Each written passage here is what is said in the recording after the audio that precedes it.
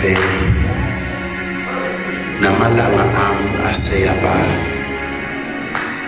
Angikaze ngambona uNkulunkulu njengawe, owethembekile engathembekini kwethu, onqobayo ekwahlulekeni kwethu, ovala izilonda zobuhlungu nosizi lwethu, osithwala singafanelwanga, osintshata emahlombe wakhe.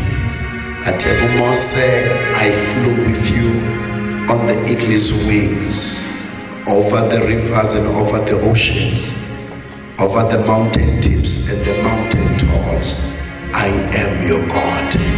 Baba, masithi siyaqhathanisa, no one is equal to your power. No one is equal to your grace. Abancane kakhulu bonke abanye ngathi singalokho sibizela kuphela igama. We are here this very morning in the very new day.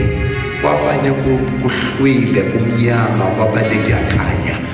I pray that as your word falls to every ear, my God, that you will impact and impart life in its abundance and in its fullness. Challenge our faculties and our reasoning abilities through your spoken word. Shift us to another dimension.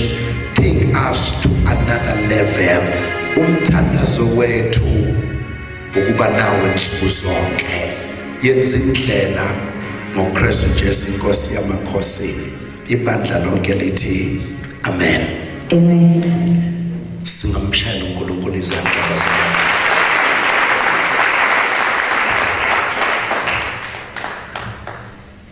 Mhlonipho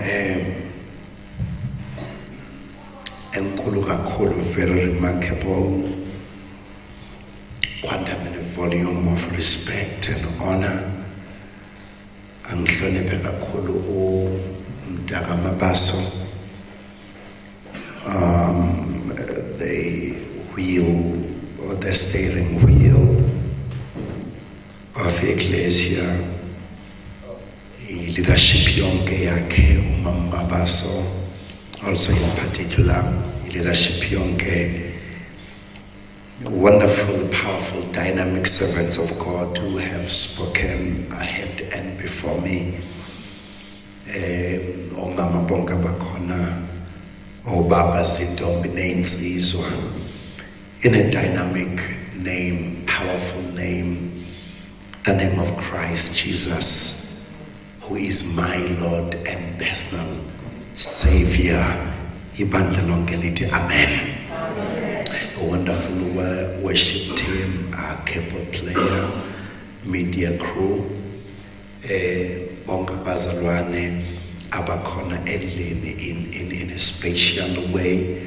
Hloniphe incenga kaNkulunkulu nonkosikazi wayo who drove all the way from Middelburg to come and collect me, to receive me at the airport there with so much humility and welcoming heart.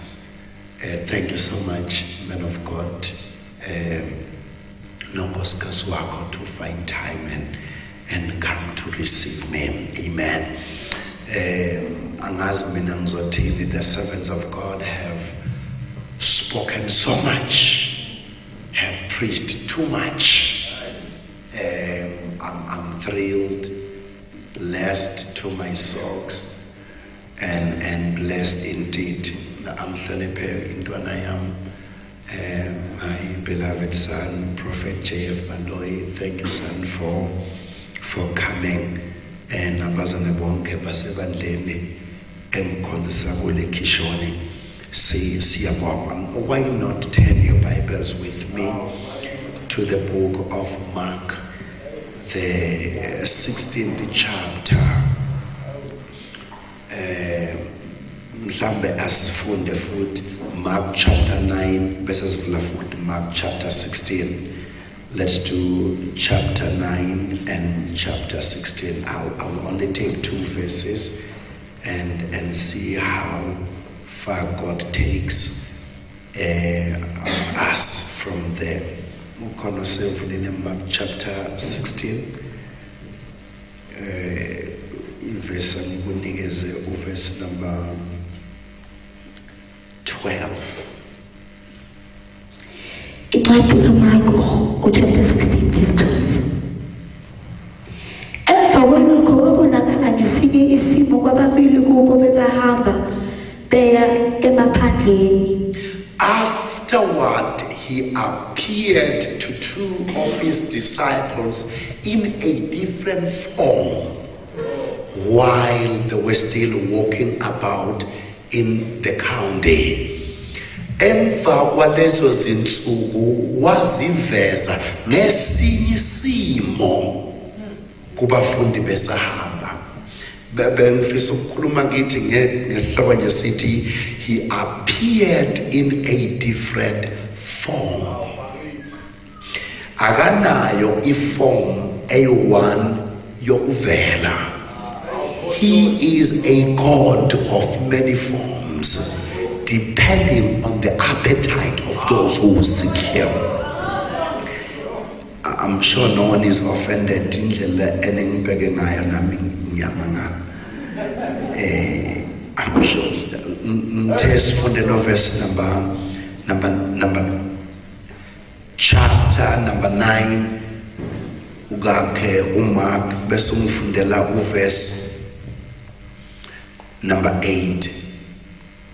Verse 8. Kwathi masinyane beqalaza ababe besabona muntu kuphela uJesu yedwa enabo.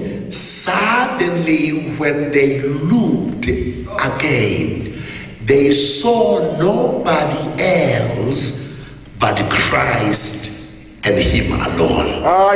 Emva kwalokho bavula amehlo baqina ababonanga omunye umuntu phela uKristu Jesu.